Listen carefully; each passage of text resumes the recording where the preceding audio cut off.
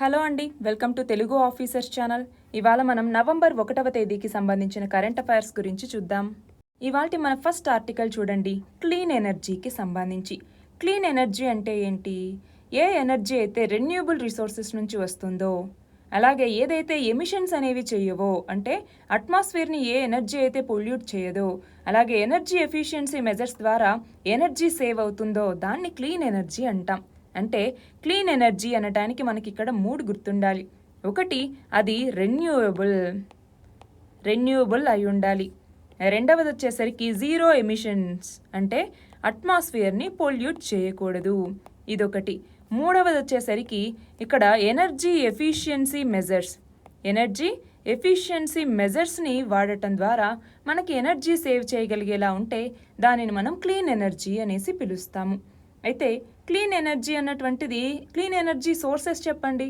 For example sunlight, wind power, hydro power అంటే water power లేదా hydro power అంటాం, geothermal power, అలాగే biomass. అవునా? అయితే మన దేశంలో క్లీన్ ఎనర్జీకి సంబంధించి యాక్సెసిబిలిటీ అనేది పెరుగుతూ వస్తుంది.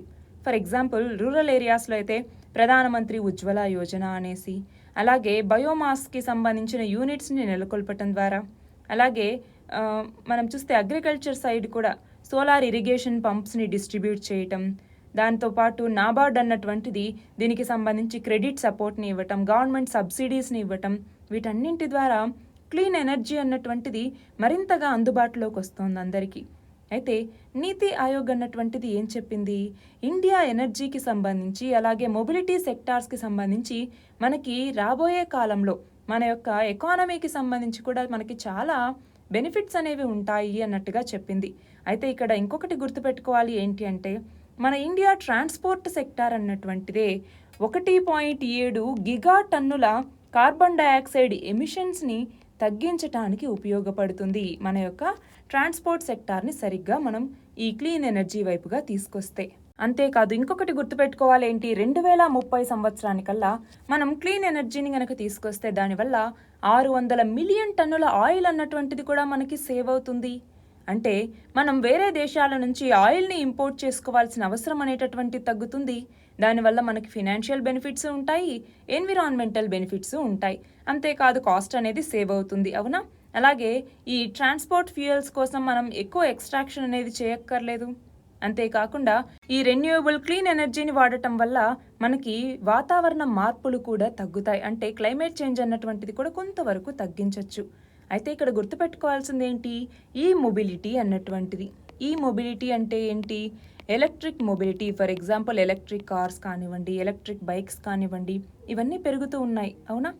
మరి ఇలా క్లీన్ ఎనర్జీ వైపుగా మనం వెళ్తూ ఉన్నాము, చాలా ఇనిషియేటివ్స్ తీసుకొచ్చాం. ఫర్ ఎగ్జాంపుల్ క్లీన్ ఎనర్జీకి సంబంధించి ఫేమ్ అన్నటువంటిది కానివ్వండి, నేషనల్ గ్రీన్ హైడ్రోజన్ మిషన్, ఇక్కడ ఉన్నటువంటి ఈ నేషనల్ గ్రీన్ హైడ్రోజన్ మిషన్, దీని కింద చూస్తే 2030 నాటికి కొన్ని టార్గెట్స్ని పెట్టుకున్నారు. ఏమని చూడండి, కనీసం 5 మిలియన్ మెట్రిక్ టన్నుల గ్రీన్ హైడ్రోజన్ని యాన్యువల్గా ప్రొడ్యూస్ చేయాలి 2030 కల్లా. అలాగే మన యొక్క ఎలక్ట్రోలైజర్ కెపాసిటీని 60 నుంచి 100 గిగావాట్లకు పెంచుకోవాలి. అంతేకాకుండా ఈ గ్రీన్ హైడ్రోజన్కి సంబంధించి వీటి జనరేషన్ మరియు ఈ ట్రాన్స్మిషన్ నెట్వర్క్కి సంబంధించి కనీసం 125 గిగావాట్ల రెన్యూవబుల్ ఎనర్జీ కెపాసిటీని సాధించాలి అనేసి మనం లక్ష్యంగా పెట్టుకున్నాం. దీనికి సంబంధించి చూడండి 19,744 కోట్ల రూపాయలను అప్రూవ్ చేశారు. దీనివల్ల ఇంపోర్ట్ సేవింగ్స్ చూడండి 1,00,000 కోట్లు. అలాగే ప్రతి సంవత్సరం 50 మిలియన్ మెట్రిక్ టన్నుల కార్బన్ డయాక్సైడ్ ఎమిషన్స్ అనేవి తగ్గుతాయి, 6 లక్షల జాబ్స్ అనేవి క్రియేట్ అవుతాయి, 8 లక్షల కోట్ల ఇన్వెస్ట్మెంట్ అనేది మనకు వస్తుంది. సో ఇవన్నీ కూడా గ్రీన్ హైడ్రోజన్ని అలాగే క్లీన్ ఎనర్జీని పెంపొందించడానికి ఉన్నటువంటి ఇనిషియేటివ్స్. మరి క్లీన్ ఎనర్జీ వైపుగా మనం వెళ్ళాలి అంటే దానికి ఉన్నటువంటి ఛాలెంజెస్ ఏంటి? అందులో ఫస్ట్ది మనం చెప్పుకోవాల్సింది పవర్ జనరేషన్లో ఇప్పటికీ కూడా మనము ఈ ట్రెడిషనల్ సోర్సెస్నే వాడుతూ ఉన్నాము. రెన్యూబుల్ ఎనర్జీ కన్నా ట్రెడిషనల్ ఎనర్జీ సోర్సెస్నే వాడుతూ ఉన్నాము.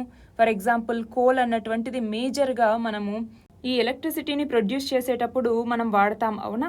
అలాగే పవర్ క్వాలిటీ ఇష్యూస్ అనేవి మన దగ్గర ఉన్నాయి. అంటే ఇక్కడ నెట్వర్క్ స్టెబిలిటీ అనేటటువంటిది ఉండదు, అంత ఎఫిషియన్సీ ఉండదు, ఎక్కువ కాస్ట్ అనేటటువంటిది ఉంటుంది. సో ఇవన్నీ ఇష్యూసే. అలాగే రీసోర్స్కి సంబంధించిన లొకేషన్ కూడా, అంటే చాలా రెన్యూవబుల్ ఎనర్జీ ప్లాంట్స్ వీటిని ఎనర్జీ గ్రిడ్స్కి మనము వాటిని కనెక్ట్ చేయాలా? సో దానికి సంబంధించి చాలా వరకు చూస్తే లొకేషన్ ప్రాబ్లమ్స్ అనేవి వస్తాయి. అలాగే ఇన్ఫర్మేషన్ అనేది సరిగ్గా ఉండదు. దీనికి సంబంధించి అవేర్నెస్ అనేటటువంటిది సరిగ్గా లేదు. అలాగే ఇనీషియల్ కాస్ట్ అన్నటువంటిది, అంటే ఈ రెన్యూవబుల్ ఎనర్జీని ఇన్స్టాల్ చేసుకోవాలంటే ఇనీషియల్ కాస్ట్ అనేటటువంటిది ఎక్కువ. సో ఇవన్నీ కూడా దీనికి సంబంధించి ఛాలెంజెసే. కానీ ఇప్పుడు మనకి ఏదైతే షార్ట్ టర్మ్ కానివ్వండి, మీడియం టర్మ్ కానివ్వండి, లాంగ్ టర్మ్ కానివ్వండి, ఇలా వివిధ రకాలుగా మనకి ఏదైతే క్లీన్ ఎనర్జీకి సంబంధించి మనకి బెనిఫిట్స్ అనేవి ఉన్నాయో వాటిని మరింత ఎక్స్ట్రాక్ట్ చేసుకోవడానికి గవర్నమెంట్ అనేది పనిచేయాలి.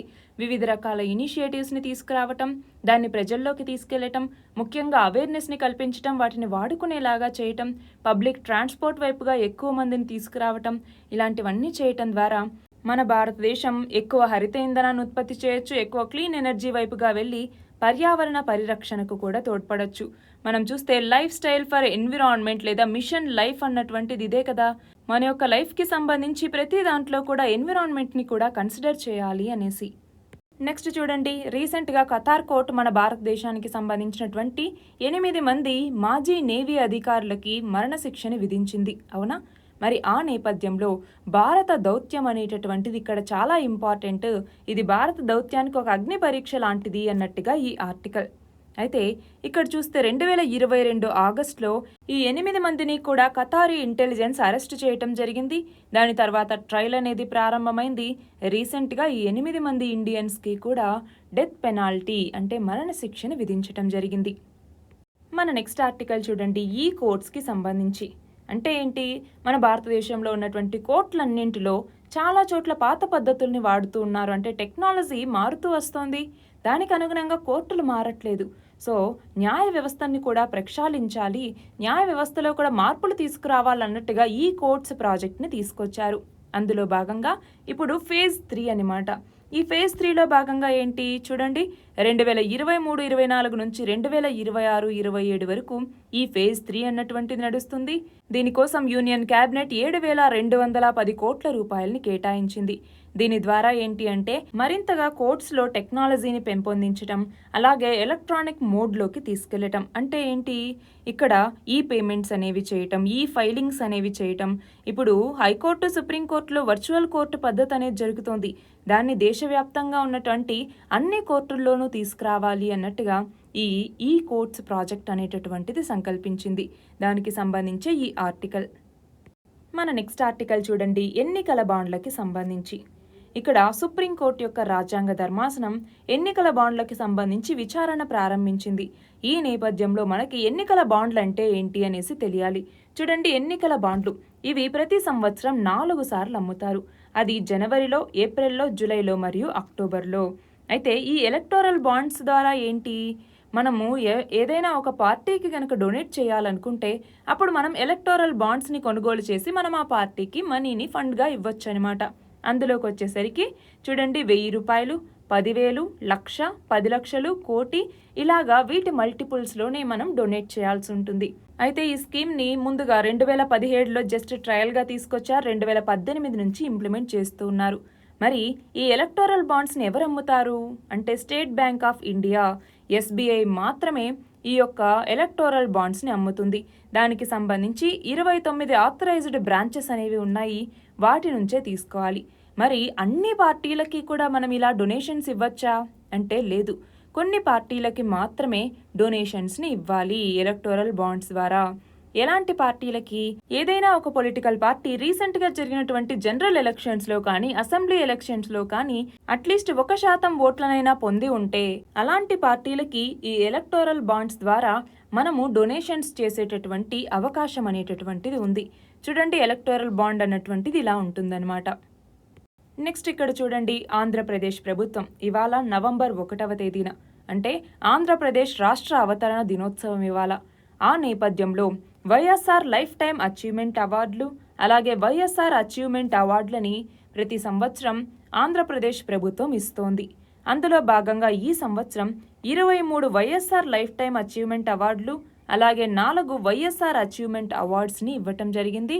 చూడండి, మొత్తం 7 రంగాల్లో సేవలందించినటువంటి 27 మంది వ్యక్తులకి, సంస్థలకి ఈ పురస్కారాలు అందించారు. అయితే ఇందులో ముఖ్య అతిథిగా గవర్నర్ అయినటువంటి జస్టిస్ అబ్దుల్ నజీర్, విశిష్ట అతిథిగా సీఎం వైఎస్ జగన్ వీళ్ళిద్దరూ కూడా ఇందులో పాల్గొన్నారు. అయితే ఇక్కడ గుర్తుపెట్టుకోవాల్సింది ఏంటి, ఈ 7 రంగాలు ఏంటి అన్నటువంటిది. ఏమేం రంగాలు ఇవి చూడండి. 1 వ్యవసాయం, 2 కళలు సంస్కృతి, 3 తెలుగు భాషా సాహిత్యం, 4 క్రీడలు, 5 వైద్యం, 6 మీడియా, 7 సమాజ సేవ.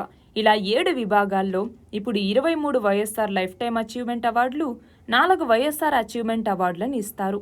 అయితే వైఎస్ఆర్ లైఫ్ టైమ్ అచీవ్మెంట్ అవార్డుకి సంబంధించి 10 లక్షల రూపాయల మనీని ఇస్తారు.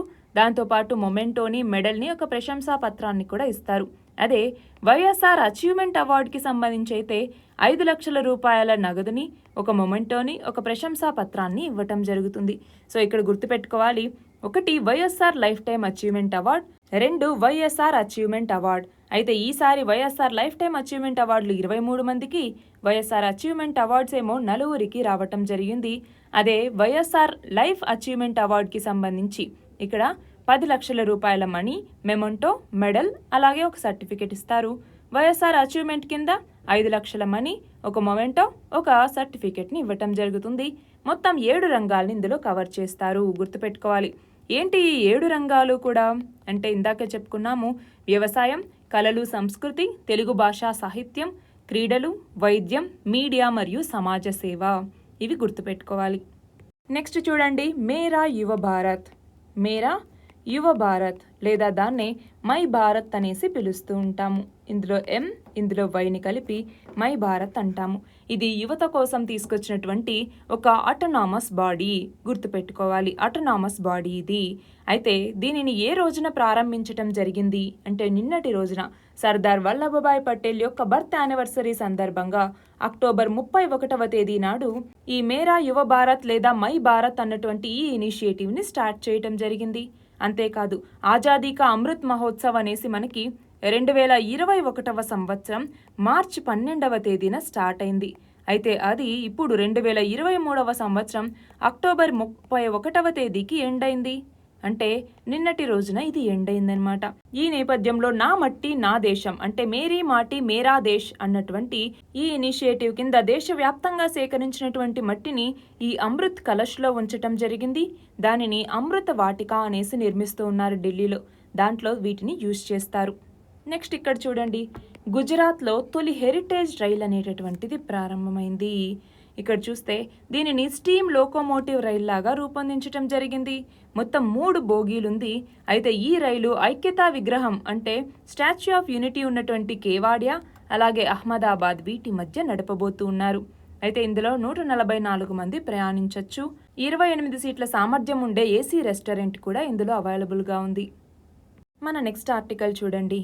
మనం చూస్తే మా యాపిల్ ఫోన్లని హ్యాక్ చేసేందుకు ప్రభుత్వ ప్రాయోజిత వ్యక్తులు అంటే స్టేట్ స్పాన్సర్డ్ పర్సన్స్ ద్వారా ప్రయత్నం అనేది జరిగింది. దానికి సంబంధించి మాకు అలర్ట్ మెసేజ్లు అంటే అప్రమత్తత సందేశాలు అనేవి వచ్చాయి అన్నట్టుగా విపక్ష ఎంపీలందరూ ఆరోపణలు చేయటం జరిగింది. అంటే ఎక్కడో ప్రాంతం నుంచి ఫోన్లలోకి చొరబడి సమాచారాన్ని తస్కరించే ప్రయత్నం అనేది జరుగుతోంది అన్నట్టుగా మనం చూస్తే ఇటు మహువా మొయిత్రా, ప్రియాంక చతుర్వేది, శశి థరూర్, రాఘవ్ చెడ్డా ఇలా కొంతమంది ఎంపీలు ఆందోళన వ్యక్తం చేయటం జరిగింది. అంతేకాదు ఆ మెసేజ్కి సంబంధించిన స్క్రీన్ షాట్లను కూడా చెప్పారు. ఈ నేపథ్యంలో మనకి హ్యాకింగ్ లేదా సైబర్ థ్రెట్స్కి సంబంధించి సైబర్ థ్రెట్స్ అలాగే సైబర్ సెక్యూరిటీకి సంబంధించి తరువుగా మనం నోట్స్ చేసి పెట్టుకోవాలి. ఇందులో భాగంగా ఒకటి గుర్తుపెట్టుకోవాలి, సర్ట్ ఇన్ లేదా Indian computer emergency response team అన్నటువంటిది ఒకటి గుర్తుపెట్టుకోవాలి. మరి ఈ సైబర్ సెక్యూరిటీకి సంబంధించి ఒక క్లియర్ నోట్స్ చేసుకుంటారా? మన నెక్స్ట్ ఆర్టికల్ చూడండి. అమెరికా 2వ ప్రపంచ యుద్ధ సమయంలో జపాన్లో ఉన్నటువంటి హిరోషిమా మీద అణుబాంబును ప్రయోగించింది, అవునా? అయితే ఆ బాంబు కన్నా 24 రెట్ల శక్తివంతమైనటువంటి ఇంకొక అణుబాంబుని, ఇంకొక గ్రావిటీ బాంబుని రూపొందించబోతోంది. దీని పేరు వచ్చేసరికి B6113 అన్నటువంటిది. ఈ గ్రావిటీ బాంబుని ఎవరు రూపొందిస్తున్నారు అంటే ఎవరు తయారు చేస్తున్నారు? నేషనల్ న్యూక్లియర్ సెక్యూరిటీ అడ్మినిస్ట్రేషన్ అన్నటువంటి దీన్ని తయారు చేయబోతోంది. అయితే ఇక్కడ గుర్తుపెట్టుకోవాలి, ఒకవైపేమో 2030 నాటికి ఈ న్యూక్లియర్ వెపన్స్ సామర్థ్యాన్ని 1000కి పైగా పెంచాలి అన్నట్టుగా చైనా అనుకుంటోంది. ఇంకొక వైపేమో అసలు న్యూక్లియర్ ఫ్రీ వరల్డ్ని తయారు చేయాలన్నట్టుగా వివిధ సంస్థలు అనేవి చూస్తూ ఉన్నాయి. ఆ నేపథ్యంలో అమెరికా ఇప్పుడు ఇంకొక గ్రావిటీ బాంబుని తయారు చేయబోతోంది. చూడండి, రెండవ ప్రపంచ యుద్ధంలో జపాన్లోని హిరోషిమా మీద ప్రయోగించినటువంటి బాంబు 15 కిలోల టన్నుల శక్తిని విడుదల చేస్తే నాగసాకి మీద విడుదల చేసినటువంటి బాంబు 25 కిలో టన్నుల సామర్థ్యం. కానీ ఇప్పుడు అమెరికా తయారు చేయబోతున్నటువంటి ఈ B6113 అణుబాంబు మాత్రం 360 కిలోల టన్నుల శక్తిని ఉత్పత్తి చేయబోతోంది.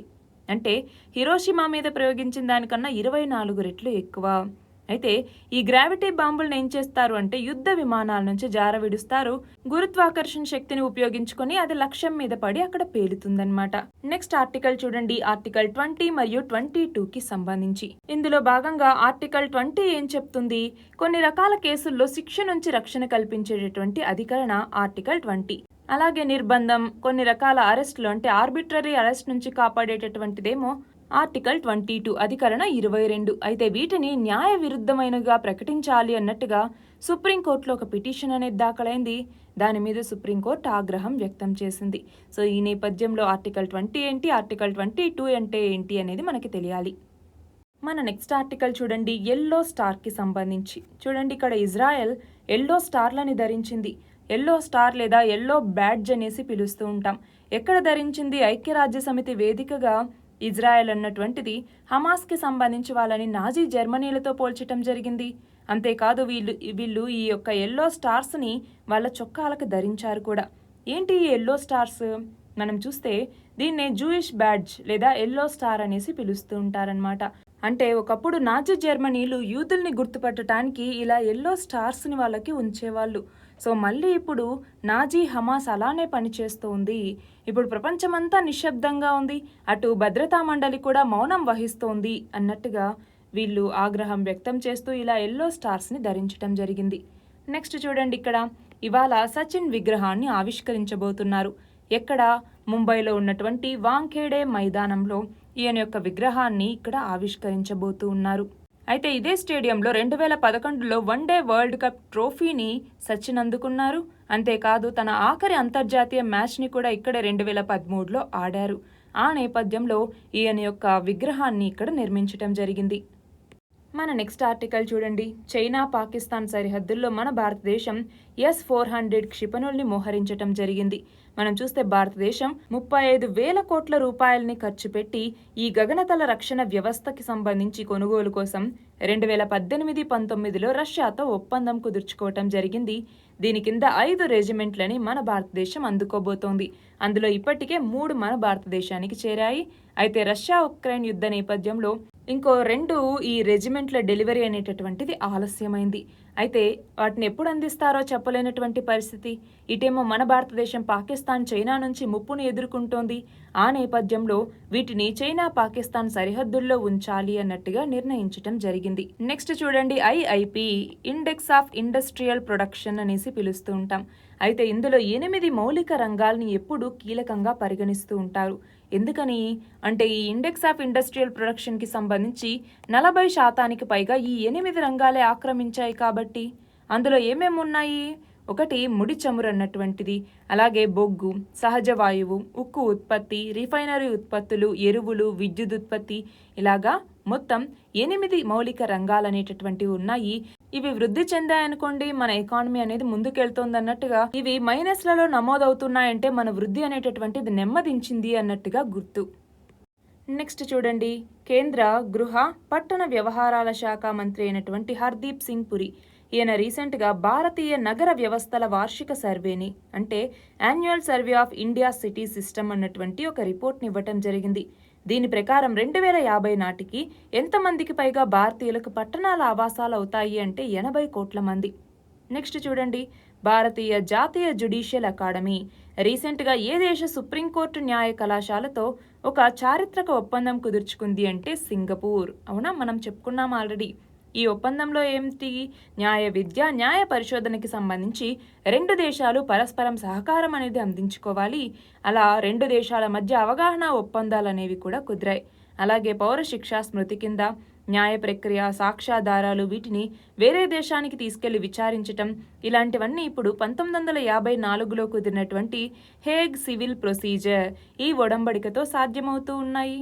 అయితే ఒక సింగపూర్తో మాత్రమే కాకుండా భారత్ భూటాన్ సుప్రీంకోర్టుల మధ్య 2019లో, భారత్ రష్యా మధ్య 2021లో, అలాగే భారత్ యుఏఈ సుప్రీంకోర్టుల మధ్య 2021లో ఇలాంటి అవగాహన ఒప్పందాలే కుదిరాయి. నెక్స్ట్ చూడండి, ముంబైలో నిర్వహించినటువంటి జాగరన్ ఫిల్మ్ ఫెస్టివల్. ఇందులో ఉత్తమ డాక్యుమెంటరీ పురస్కారం గెలుచుకున్నటువంటి ఆండ్రో డ్రీమ్స్. దీనికి దర్శకత్వం వహించినటువంటి మణిపూర్ మహిళా దర్శకురాలు ఎవరు అంటే మీనా లాంగ్ జామ్. ఇందులోకి వచ్చేసరికి ఇందులో ఆడపిల్లల ఫుట్బాల్ క్లబ్ పేరు ఆండ్రో మహిళా మండల్ అసోసియేషన్ ఫుట్బాల్ క్లబ్ అన్నటువంటిది. నెక్స్ట్ చూడండి, కొరియాలో ఉన్నటువంటి చాంగ్వాన్లో జరుగుతున్నటువంటి ఆసియా షూటింగ్ ఛాంపియన్షిప్లో అనీష్ బన్వాలా ఈయన కాంస్యం గెలుచుకోవటం జరిగింది. అంటే 3వ స్థానంలో నిలిచారు. నెక్స్ట్ చూడండి, ప్రపంచంలోని అత్యధిక ఆర్థిక సాంకేతికత అంటే ఫిన్టెక్ యూనికార్న్ సంస్థలు ఉన్నటువంటి దేశాల్లో మన భారతదేశం 3వ స్థానంలో ఉంది. మొదటి స్థానంలో అమెరికా, 2వ స్థానంలో బ్రిటన్ ఉన్నాయి. చూడండి, అమెరికాలో ఇలాంటి ఫిన్టెక్ యూనికార్న్లు 134 ఉంటే బ్రిటన్లో 27, మన భారతదేశంలో 17 సంస్థలు ఉన్నాయి. అయితే ప్రపంచవ్యాప్తంగా అత్యధిక మార్కెట్ విలువ ఉండే 15 ఫిన్టెక్ కంపెనీలు 8 అమెరికాలోనే ఉన్నాయి. అలాగే చైనాలో 8 ఫిన్టెక్ యూనికార్న్స్ ఉన్నాయి. వాటి మొత్తం విలువ $338.92 బిలియన్. అయితే మన భారతదేశంలో అత్యధిక లాభదాయక కంపెనీల్లోకి వచ్చేసరికి Zerodha, BillDesk, Paytm, Razorpay, Pine Labs ఇలాంటివన్నీ ఉన్నాయి. నెక్స్ట్ చూడండి, భారత్ హెవీ ఎలక్ట్రికల్స్ లిమిటెడ్ బెల్కి చైర్మన్ మరియు మేనేజింగ్ డైరెక్టర్గా కొప్పు సదాశివ్ మూర్తి ఈయన అక్టోబర్ 30వ తేదీన నియమితులవ్వటం జరిగింది. ప్రస్తుతం ఉన్నటువంటి నలిన్ షింగాల్ ఈ స్థానంలో ఈయన రాబోతూ ఉన్నారు. అయితే ఈయన 2027 ఫిబ్రవరి 28వ తేదీన పదవీ విరమణ వయసు వచ్చేంత వరకు లేదా తదుపరి ఆదేశాల వరకు ఏది ముందైతే అది ఈ హోదాలో ఈయన ఉంటారు. ఇవి ఇవాల్టి important articles. All the very best and thank you very much.